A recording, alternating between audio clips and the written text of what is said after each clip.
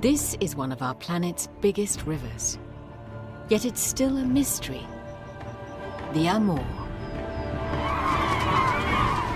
When it reaches the wild shore of the North Pacific Ocean, it's completed a journey of more than 4,000 kilometers.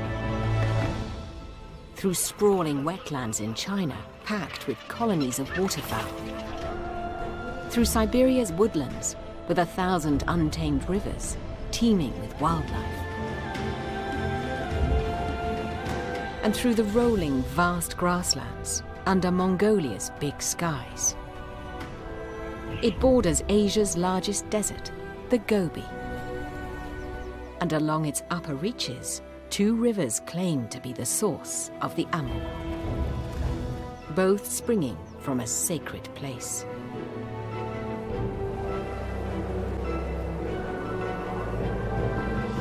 One constantly fights the desert.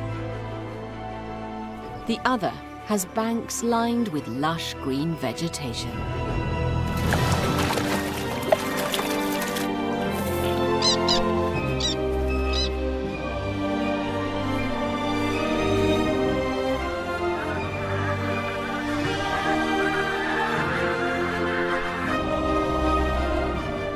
This is a journey to the source of the Amur, Asia's Amazon.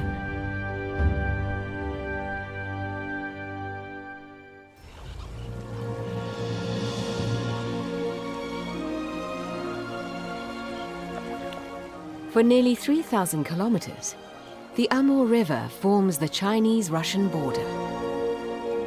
And the farther upstream you go, the wilder its woodlands become. The border begins here at this confluence, the most significant of the entire river system. These are the Amur's headwaters. Shilka and Argun, 2 woodland rivers. In places, they are identical in many ways.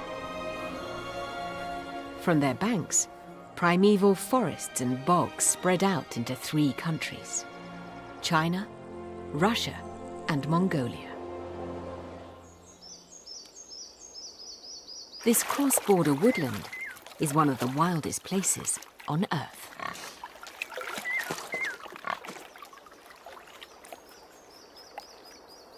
In these northern forests along the Amur's headwaters resides a top canine predator: the wolf. Prey animals like the wild boar are normally the target of the tiger. But here, they're also hunted by packs of timber wolves.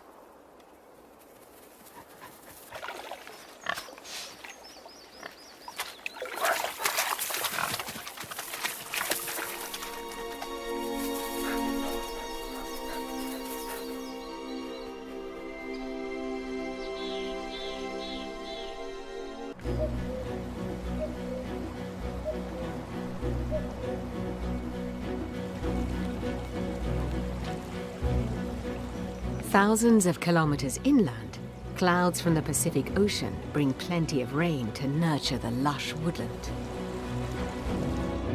But farther south, the woodland fades away, and it becomes obvious the 2 source rivers of the Amur flow from different directions, and from very different worlds. In Mongolia, the Herlin is an important river in the Amur Basin ecosystem. Along it, trees are scarce.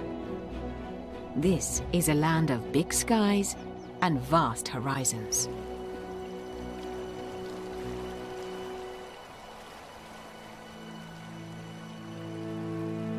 The Mongolian steppe, part of our planet's biggest grasslands. Towards the south, it slowly morphs into the Gobi Desert. It's like Asia's version of the Serengeti. Each year, 1 million Mongolian gazelles migrate across the plains that stretch along the Amur River's upper reaches. Herds can number in the tens of thousands. Once they have left their winter grounds, nothing can stop their epic journey.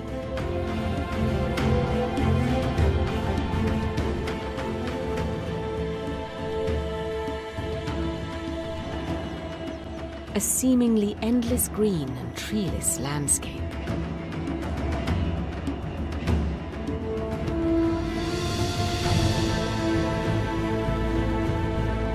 Traveling towards a specific destination, the herds of gazelle follow a variety of routes from year to year, depending on the climate.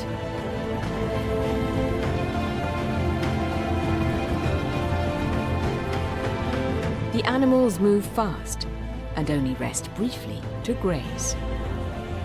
They get water from dew on the grass.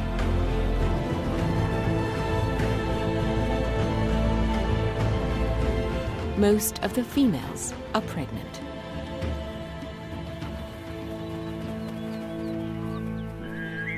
Then one morning, the herd slows down. This is the place they were heading for all along. Gazelles are not the only nomads here. Mongolian herdsmen are also on the move, and have been for thousands of years, yielding to the rhythm this land dictates. The only way to make a living here is grazing goats, sheep, and cattle. But unlike the wild gazelles, the domestic herds need a lot more water, so they need to stay closer to the river. Both depend on ever-fresh pastures. Mongolia is a land with very few paved roads. Yet these people of the steppe are quite capable of getting around. It's that. Sandwiched between Russia and China, Mongolia has around the same area as France, Spain, Germany, and the UK combined, but is home to only around 3 million people. Since the days of Genghis Khan, around 800 years ago, not much has changed out here. But the question is, how much longer will things remain that way? The vast Mongolian steppe may appear devoid of life and activity. But look more closely, and there's a fair bit of action happening on the ground. Until a few days ago, these young Tarbagan marmots were underground. Now they're old enough to explore the great outdoors.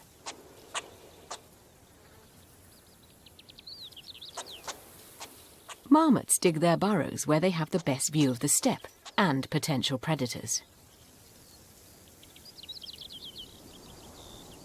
This never-ending sea of grass is home to other little hidden inhabitants.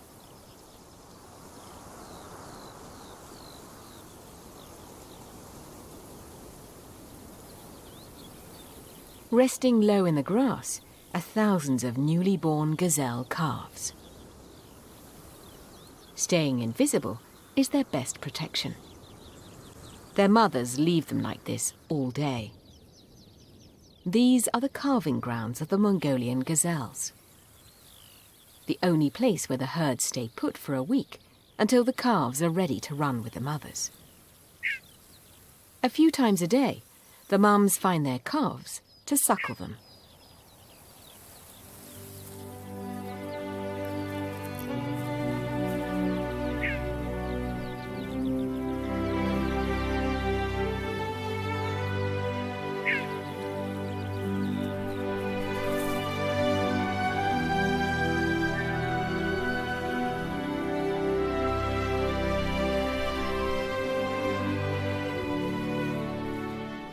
The young marmots always keep their mothers close too.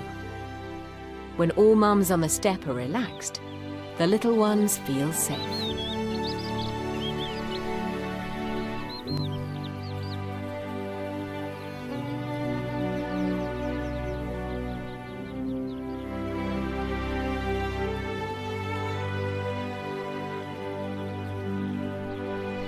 One of the most peaceful places on Earth, and a good place to give birth if you're a gazelle. But as soon as the calves can run, the herd moves on again. for the calves' first great journey of their lives.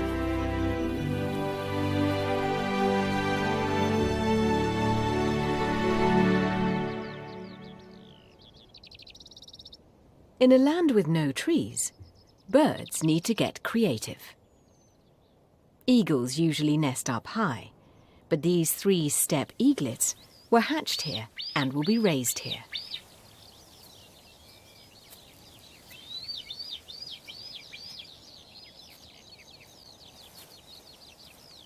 The parents will need to hunt many marmots and ground squirrels to keep them all fed.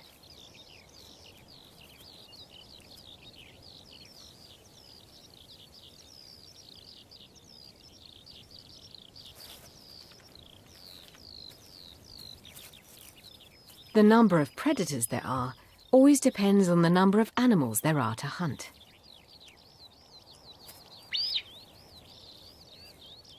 A mild winter means mammals can produce a lot of offspring, and that effect ripples up the food chain. The survival of the eaglets depends on their parents' hunting skills. That means experienced parents are more successful in passing on their genes and skills to the next generation.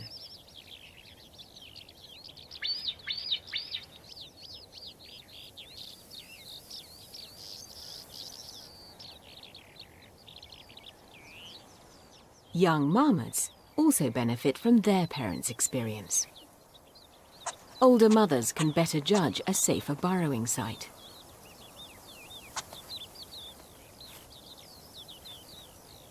Another little mammal on the steppe, the ground squirrel, prefers to live in larger colonies. And their young are also born underground. With 4 kittens to suckle, this mum is under enormous stress. For several weeks she has to eat as much as she can to produce enough milk to keep everyone fed.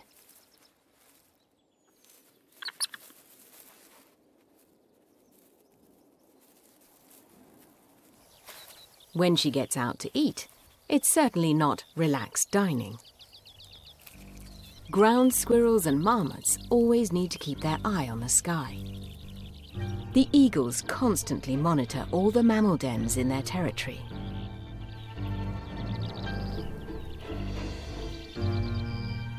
On both sides, it's a battle of the senses.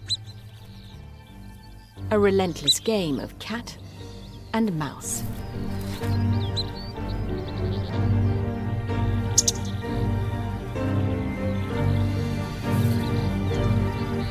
Straying too far from home can sometimes be a mistake.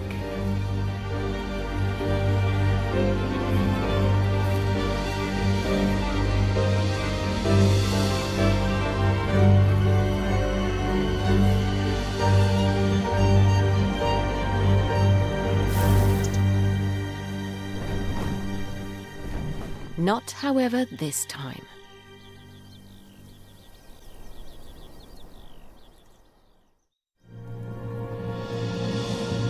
The Herlin, a tributary of the southern branch of the Amur River's headwaters in Mongolia.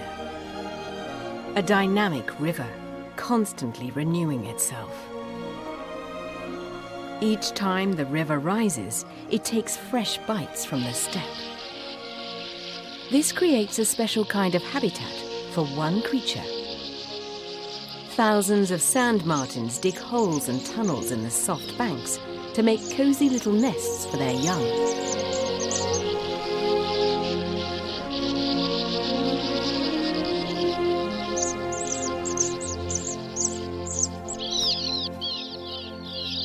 The fine, damp sand of the steppe is the perfect building material. Soft enough for tunneling, and solid enough for the nests to last until the chicks fledge.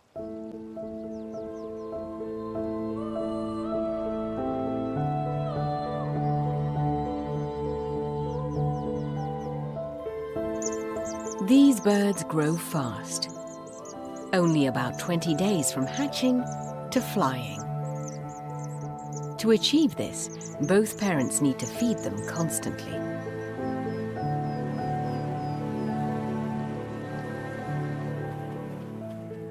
Lush grass along the riverbank keeps herds of cattle close and well fed.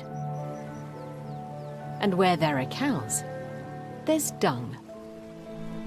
And where there's dung, there are flies, which is great for the sand martins and their ravenous chicks.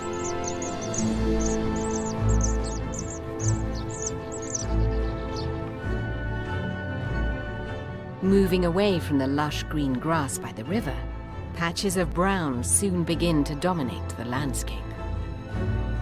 For much of the year, rain clouds never make it this far inland.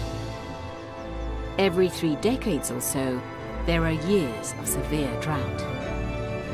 This is a land of extremes. Only the most resilient can survive here. Grass turns to sand and desert. Summer droughts push all life to the edge. But winter is just as harsh. Sandstorms become snowstorms. For half the year, icy gales make the Herlin floodplains inhospitable.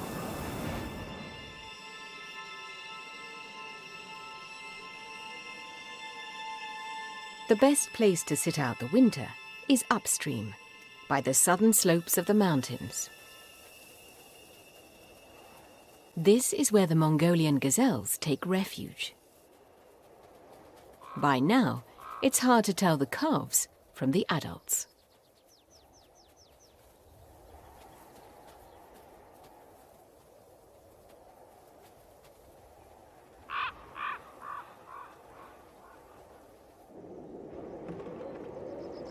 The Mongolian herdsmen have to adjust to the changing seasons as well. In summer, they let their herds roam freely.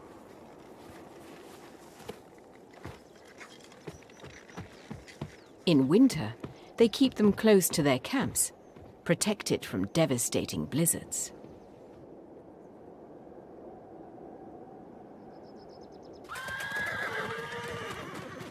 These southern slopes offer more sun and less wind. In the open plains, gales can be deadly.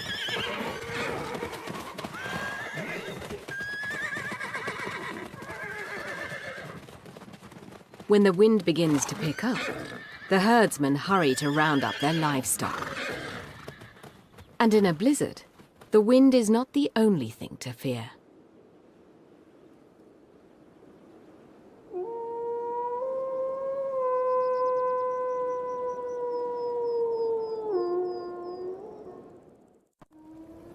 Winter on the Mongolian steppe. Wolves follow herds of gazelle. And vultures watch from above to see what happens, waiting for their next dinner opportunity.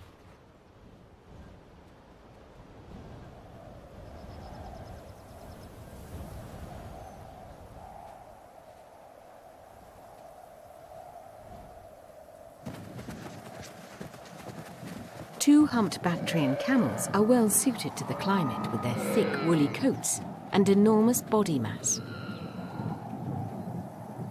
Temperatures can drop to a breathless -45 degrees Celsius. But standing close together gets them through a particularly cold night.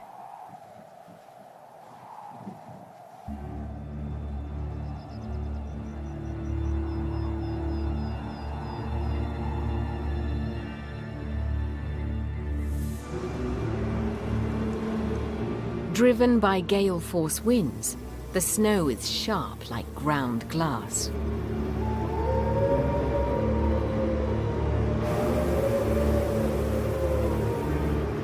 These nighttime conditions are perfect for the wolves.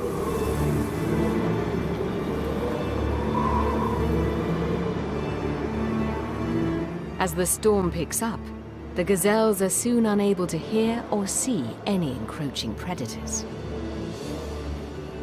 So the wolves close in.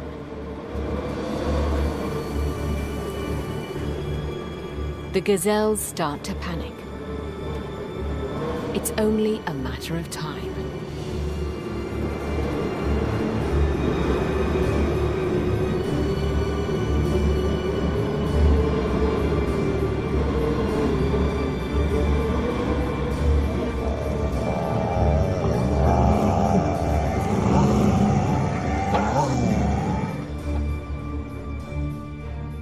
daybreak, the wolves have vanished.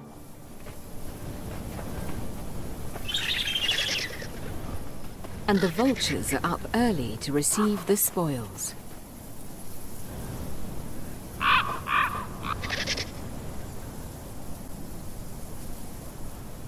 Black vultures are among the world's biggest birds of prey. Here on the Mongolian steppe, they've adapted to eating frozen meat for half the year.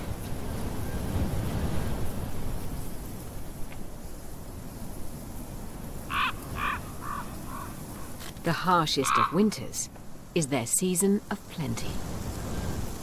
Thanks to the wolves. A pair of black vultures will defend their territory and their meals together. They are partners for life.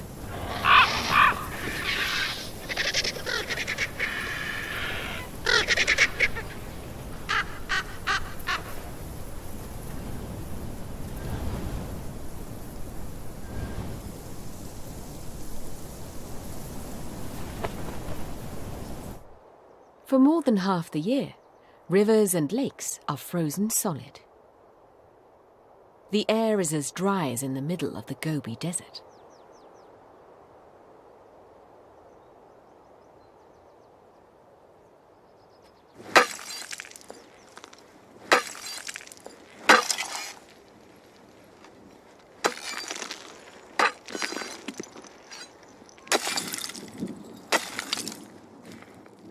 On sunny, windless days, the nomadic herdsmen go out to fetch river ice to melt for their water supply back at the yurt.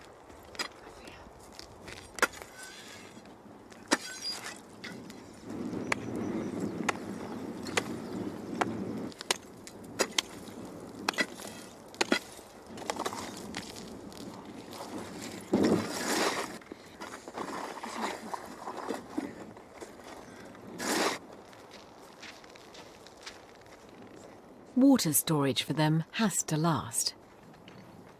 Because of the strong gales, there'll be days when it's impossible to leave the yurt. For thousands of years, Bactrian camels have been the best and often the only means of transport in Central Asia.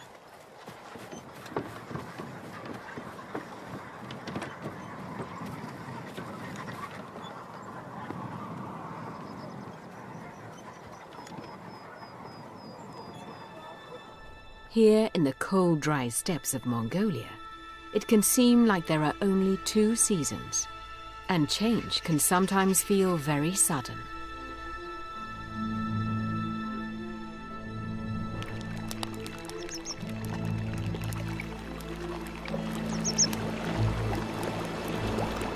After half a year of bitter cold, all living things yearn for summer. But sometimes summer on the Herlin River can be even harsher than the winter. Plants and animals have not only been longing for warmth, but also for water. But frequently the long, narrow oasis of the Herlin struggles against the encroaching desert. When fewer and fewer clouds from the Pacific reach the heart of the continent, this tributary of the Amur is in for some lean years.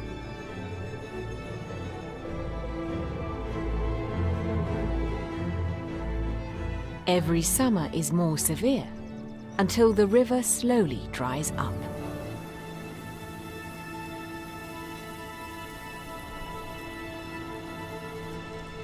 Where millions of fish have thrived for well over a decade, the countless lakes and ponds along the Herlin are now sucked dry by desert winds.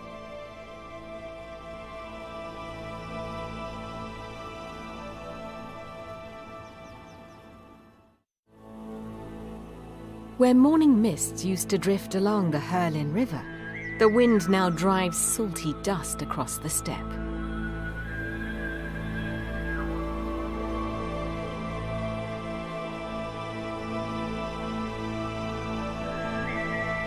It's a drought year, and the Gobi Desert spreads north and east. This headwater of the Great Amur River has run dry. But the Onon, a tributary of the Amur's northern source, the Shilka River, never runs dry. Along its valleys, summers are always green. This is southern Siberia, near the Mongolian border.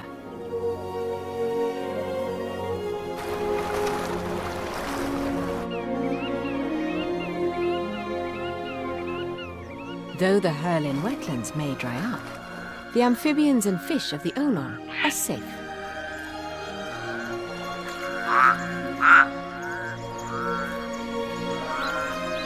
Grebes and coots, ducks and teals, terns and plovers, cranes and geese, all gather in one of the planet's liveliest riverscapes.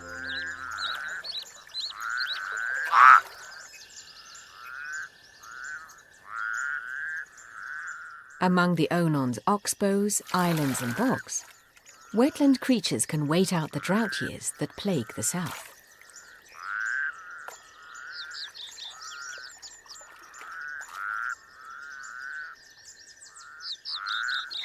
Otters make the most of the abundance.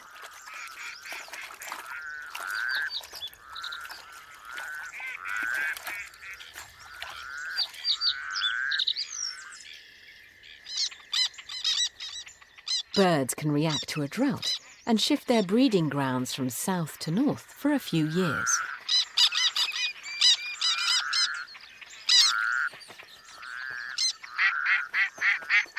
The climate cycle keeps animals on the move and forces them to adjust and readjust.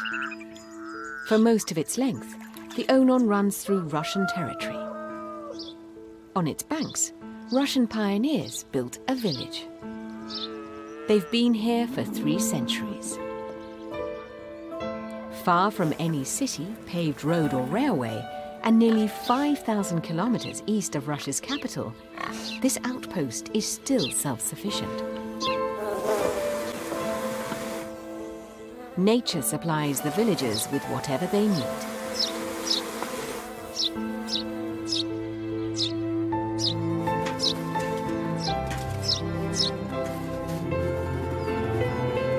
Life out here has not changed much over time. It's never been extravagant.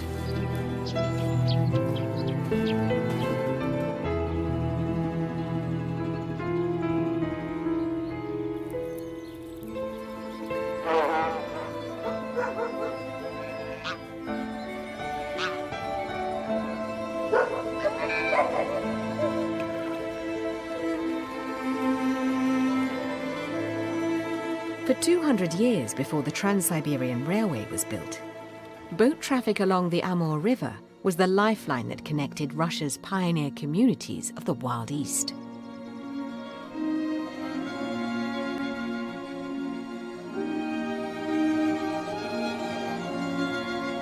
In summer, traders and troops traveled on water.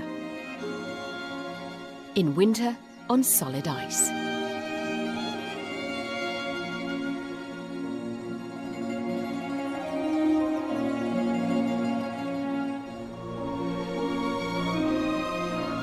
Long-distance migration is also going on, under the river's surface. Fish from the Amur's lower course come a long way to the upper reaches of the Amur's tributaries to spawn. The fast-flowing Onon, with its pure, cold and oxygen-rich water, and its gravelly riverbed, offers ideal conditions for eggs and hatchlings. The biggest of these migrants is the taimen. Taimen can reach a length of over 2 meters and weigh over 90 kilograms. This pair has already chosen an attractive spawning dell in the riverbed.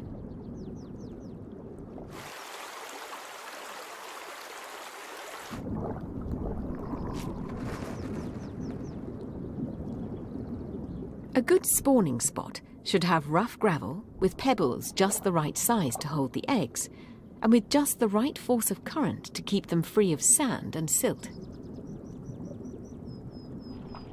Male and female synchronize their bodies in order to simultaneously release eggs and sperm.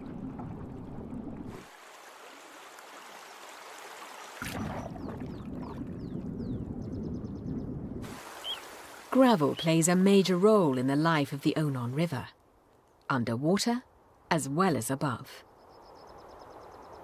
Along the river's upper reaches, there are whole habitats made of gravel. The ringed plover loves gravel. It breeds on gravel. It blends into gravel. And it feeds in gravel, digging out tiny worms and crustaceans. Plover chicks can run and find their own food soon after they hatch from their eggs, giving their parents a chance to relax and preen in the sun. But as soon as clouds darken the sky, the chicks come in for cover.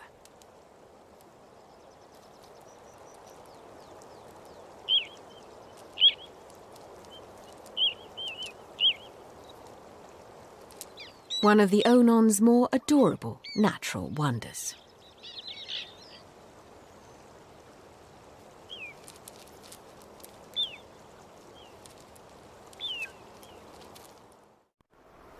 In midsummer, millions and millions of fish hatch all along the Amur's northern headwater.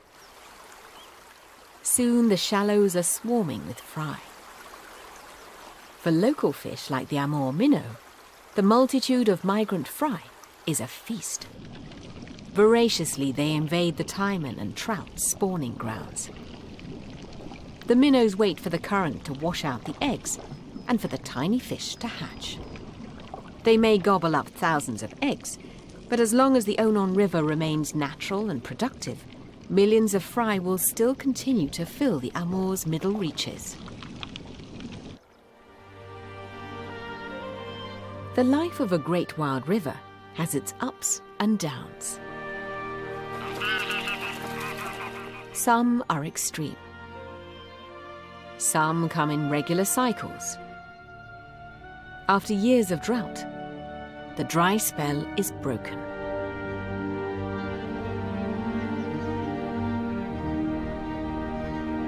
Once again, a sweeping Pacific cloud front pushes inland across the clear blue skies, advancing all the way to the Mongolian steppe.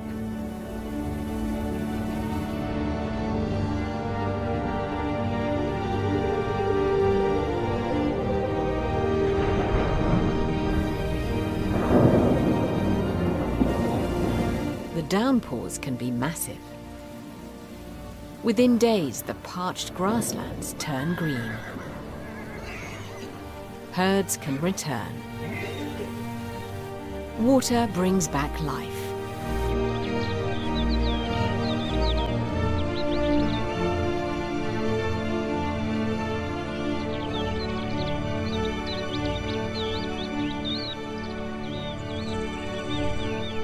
Hundreds of lakes fill up.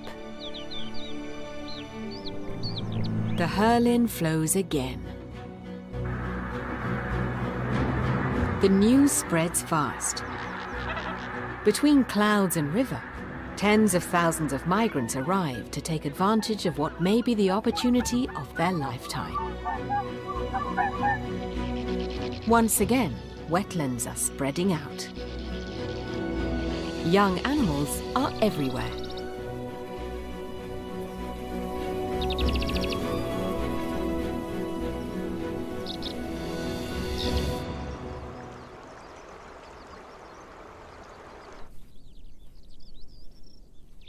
Wildlife populations are growing until all good habitats are occupied.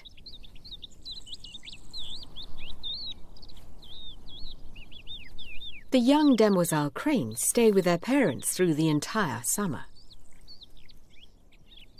The parents show them the best feeding grounds, meadows full of little reptiles.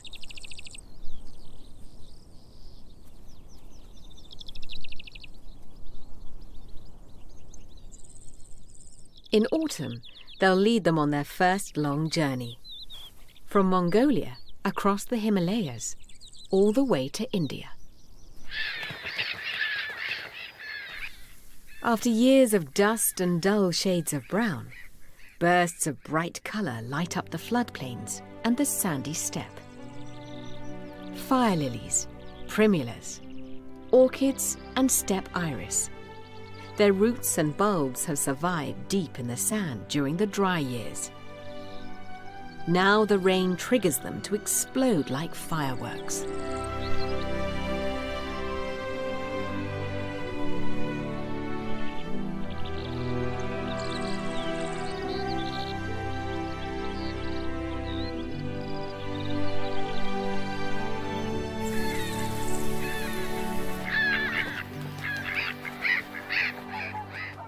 The wetlands of the Amur's two headwaters play an important role in the migration patterns of many birds.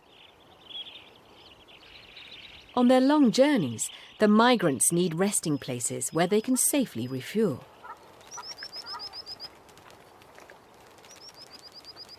Among these birds, the swan geese stand out. Their feeding habits are unique. They dig deep craters into the mud to get to the tender roots of bog plants. In contrast, avocets scan the shallows near the bank for small crustaceans and insects. This way, there's plenty of food for all. Black-tailed godwits poke deeply into the fine silt for mollusks and worms.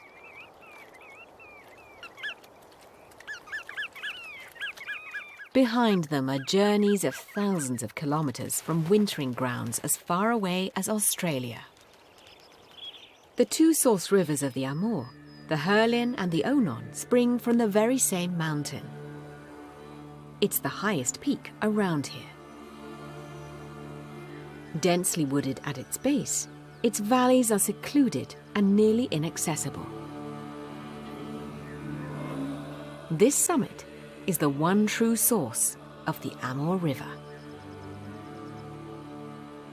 Burkhan Khaldun, the Mongols' holy mountain near the Russian border, a sacred place, once known only to its keepers. This is where Genghis Khan, father of the Mongols, is believed to have been born and lies buried.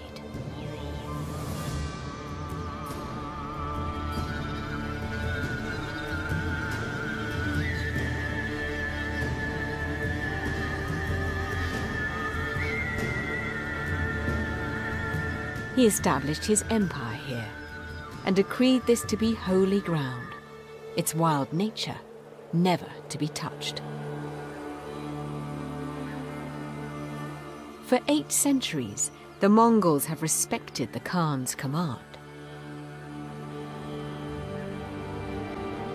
The sacred mountain of Genghis Khan milks the very last clouds drifting inland from the Pacific, and ultimately feeds the source rivers of the Amur. These rivers link the arid steppes of Mongolia to the pristine woodlands of Siberia and northern China. From their confluence downstream, the Amur River runs through some of the planet's largest unbroken forests. The river soon gathers momentum.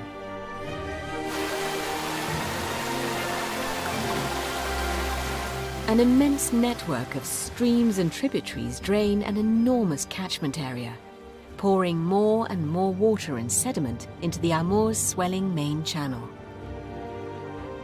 Along its course, the Amur forms one of the world's longest river borders, with Russia's endless wetlands and wild woods along the left bank. On the bank opposite, China's richest farmland that feeds millions of people. Flowing northeast from the border, the Amur is the longest river in Russia's far east. Near the Pacific, in steaming summers, animals from the subtropics meet with others from Siberia.